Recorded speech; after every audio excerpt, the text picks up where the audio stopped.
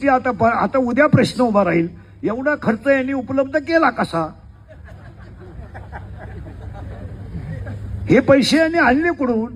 मग काही एक वर्ग असा म्हणेल जनतेनेच गोळा केले आणि जनतेला दिले, दुसरा वर्ग असा म्हणेल त्यांनी जनता लुटली,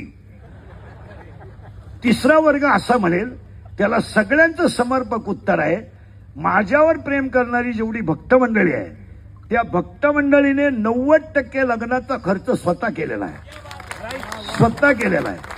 स्वदेश प्रॉपर्टी असेल, कातोरे साहेब असतील, आमचे सगळे मित्रपरिवार असेल, तुम्ही बँडवाल्याला विचारा, मंडपावाल्याला विचारा, आचार्याला विचारा.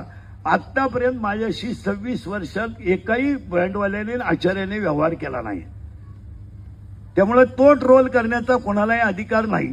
ज्यांना आता आम्हाला देणाऱ्यांनी दिलाय, त्यामुळे त्याच्यावर चर्चा व्हायचं काही काम नाही.